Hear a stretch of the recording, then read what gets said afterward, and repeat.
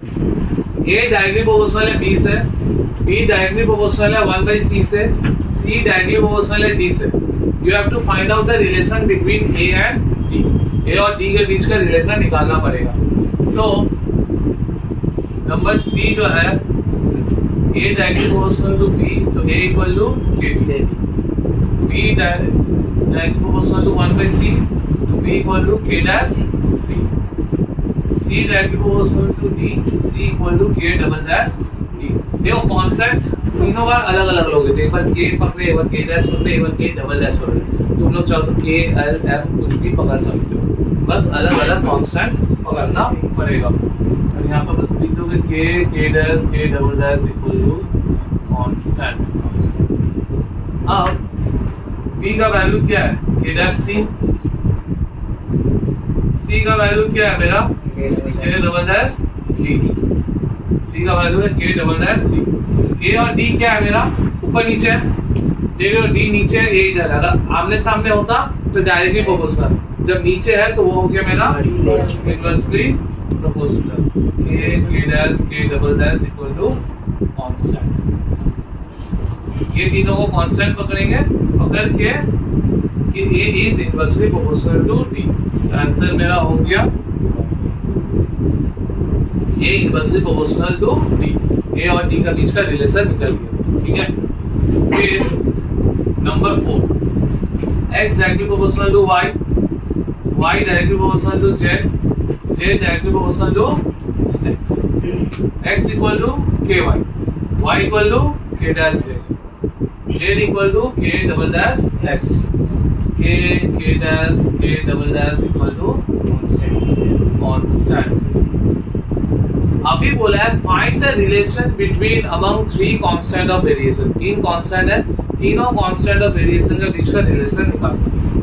Suppose ये 1 हुआ, ये मेरा इक्वेशन नंबर 2 हुआ, और ये वाला मेरा इक्वेशन नंबर 3।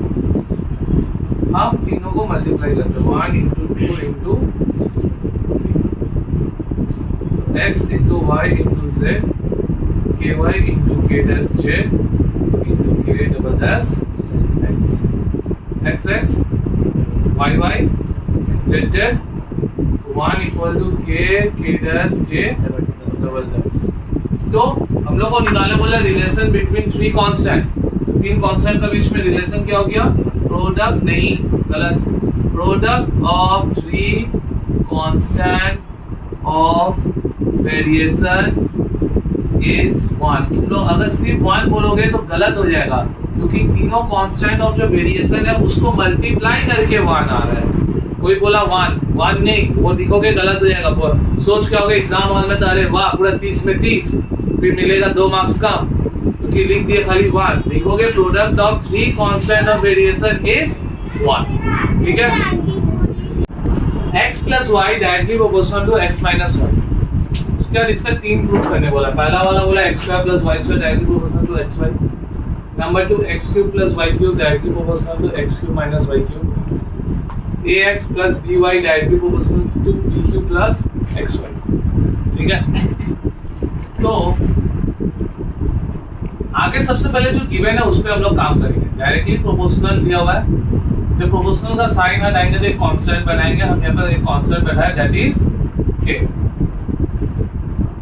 ठीक है। तो x plus y kx minus ky, k into x kx, k into y ky। अब हम लोग x को एक तरफ करेंगे, y को एक तरफ। ये y इधर है प्लस, ये प्लस उधर गया, y common 1 plus k, x common k minus 1। अब k माइनस 1 को इधर लेके आते हैं।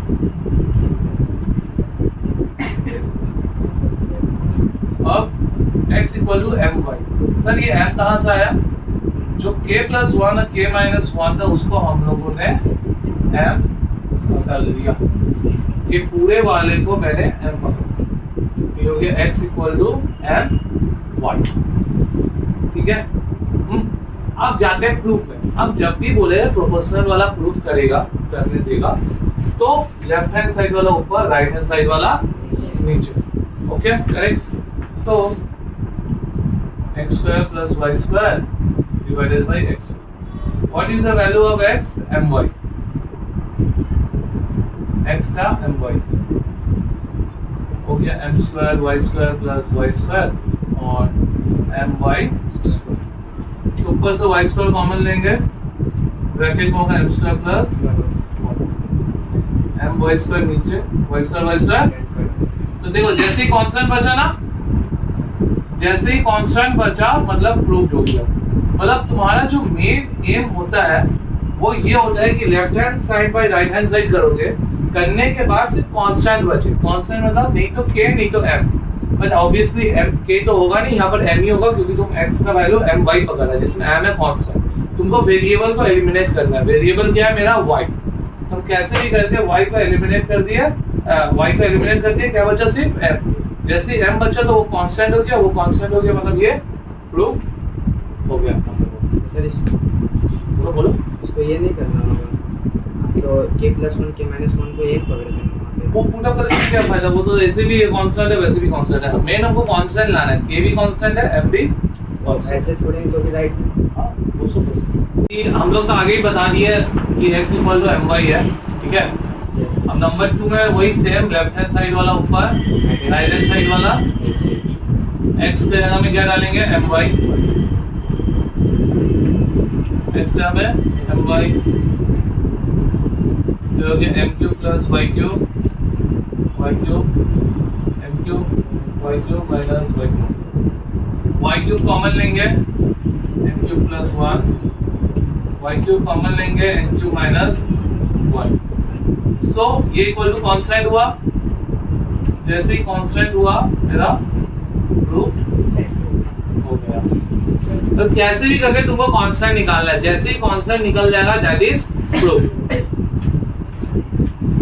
नंबर 3 पे ध्यान देना, ax plus by by bx plus qy। बगल में ब्रैकेट में a b p q are already constant, मतलब वो कांस्टेंट है। तो हमको x से क्या डालना है my, x से my, y कॉमन लेंगे am plus b, y common लेंगे pm प्लस करिए equal to constant a b p q m r constant, correct, ठीक है। तो ये मेरा प्रूफ। सर आप तो शुरू में ही बोले वो वाला कांस्टेंट है, फिर से आप कांस्टेंट किए इसको, ठीक है। वहाँ पे बोले ए बी, तो अरे वो तो ठीक है, बस y को तो हटाना पड़ेगा ना। वहाँ पे तो ऑलरेडी ना नॉन जीरो कांस्टेंट दिया हुआ है, तो दिया हुआ है तो y को तो थोड़ी दिया हुआ है नॉन जीरो कांस्टेंट। अगर औसा देगा तो हम लोग क्या करेंगे? वो इसलिए दे दिया कि वो तुमको बता दिया ऑलरेडी कि a b p q constant है, बस तुमको y को हटा देना होगा। तुमको इसमें a b p q को नहीं हटाना होगा, क्योंकि अगर वो ऐसा नहीं देगा मतलब a b p q भी तो वेरिएबल है तो उसको भी तो रिमूव करना होगा। इसलिए वो अल्फाबेट देके उसमें मेंशन कर दिया कि वो कांस्टेंट है, उसको हटाना नहीं है, उसको हटाना नहीं, वो कांस्टेंट है। इसमें आप वो वाला लिए नहीं सर, इसमें जैसे लिए उसका ऊपर वाला 1 2 नहीं 1 2 में 1 में आप नहीं लिए थे x³ माइनस x³ प्लस 1 और x³ minus 1 equal to m। वो बार-बार नहीं दिखाना होगा, एक बार दिखा दो। varies directly with square root of x। जो y है वो डायरेक्टली वैरीज करता है स्क्वायर रूट ऑफ x से, तो y varies directly to root over x से। जब प्रोपोर्शनल का साइन हटेगा तो k बैठेगा। अभी वो x का वैल्यू निकालने बोला है, सॉरी बोला x का वैल्यू 9 है, y का वैल्यू भी 9, तो y की जगह भी 9, x की जगह भी 9। 9 का स्क्वायर रूट कितना हुआ 3, 3 से घटा 3, k का वैल्यू कितना हुआ मेरा 3 हुआ। What is the value of k? अब when k equal to 3 y equal to 6, y 6 है, k मेरा 3 है, हमको निकालने बोला है x का वैल्यू। 3 से घटा स्क्वायर रूट जब इधर आएगा तो क्या होता है स्क्वायर, 2 का स्क्वायर क्या होता है 4। तो y value directly to root over x, y भी 9 है x भी 9 है, प्रोपोर्शनल का साइन हटा k बैठा, y का जगह 9 x का जगह y का जगह भी 9 x का जगह भी 9 का स्क्वायर रूट 3, 3 से काटे 3, k का वैल्यू हो गया मेरा 3, k का वैल्यू 3, y का value 6, 6 equal to 3 root over x, 3 से काटे 2, इधर आया स्क्वायर, 2 का स्क्वायर क्या हुआ 4। Answer is x varies directly with y, तो x varies directly with y, directly proportional board पे करा रहे हैं, ठीक है। और x varies inversely with z, जब इनवर्सली होगा तो 1/z, ठीक है। अभी दोनों अगर कंबाइन करेंगे तो y/z हो जाएगा, ठीक है। अब प्रोपोर्शनल का साइन हटाए तो k y/z, ठीक है। फर्स्ट केस में है y equal to 4, z equal to 5, x equal to 3, k into 4/5, 5 थी जा 15/4 हो गया मेरा k का वैल्यू है 15/4, z equal to 30, y equal to 60, x equal to 15/4 into y by 4 से 4, 15 से 1, 2 से 2। आगे वाले सम्स में सिर्फ सिंगल वेरिएबल है, इसमें दो वेरिएबल है, y है और z है, तो उसको कंबाइन करके करोगे, उसके बाद प्रोपोर्शनल का साइन हटा के k करोगे, उसके y, z और x का वैल्यू दिया हुआ है, डाल के k का वैल्यू निकाल लोगे, फिर k का वैल्यू पता चल गया, z और y का वैल्यू मालूम है, पुट अप करके x। आंसर हम लोग का 2 आया ना सर, वही आंसर सर। वहाँ पर आप जब k लेते हैं तो वहाँ पर constant x varies directly with x varies directly with y and inversely with z, combine करेंगे तो y by z, प्रोपोर्शनल का साइन हटेगा, एक कांस्टेंट बैठेगा, k इक्वल टू कांस्टेंट, ठीक है। तो ध्यान से देखना, क्वेश्चन में बोला है कि y है 5, z है 9, x है 1/6, y है 5, z है 9, 3 से 2, 3 से 3, 3/10 इक्वल टू k, 5 2 जा 10, 3 1 जा 3, तो k का वैल्यू है मेरा 3/10, तो x इक्वल टू 3/10 yz, ये मेरा हो गया relation between x, y and z, x, y और z के बीच का रिलेशन। अब बोला है x का वैल्यू निकालना है, अगर y है 6 और z है 1/5, 2 3 3 जा, ये मेरा हो गया x का वैल्यू। 18 दिन में कल्टीवेट किया, 18 लैंड कल्टीवेट किया 5 दिन में, थ्योरी ऑफ वेरिएशन से बताओ कितना दिन में 10 farmer 12 bigha of land cultivate किया। फार्मर है F, लैंड है L, एज है D। एज और फार्मर का रिलेशन क्या हो गया, इनवर्स में। एज और लैंड का रिलेशन क्या हो गया, डायरेक्टली, क्योंकि ऑब्वियस बात है, सबको पता है, फार्मर्स बढ़ेगा तो टीम घटेगा, फार्मर घटेगा तो टीम बढ़ेगा, कोई भी काम करने में मेन और डेज का रिलेशन हमेशा इनवर्सली होता है। अगर 10 दिन में 15 दिन का लैंड हो रहा है फॉर एग्जाम्पल, तो 12 दिन में तो 15 से ज्यादा ही होगा, 3 बढ़ गया तो काम भी ज्यादा होगा, इसलिए डायरेक्ट, ठीक है।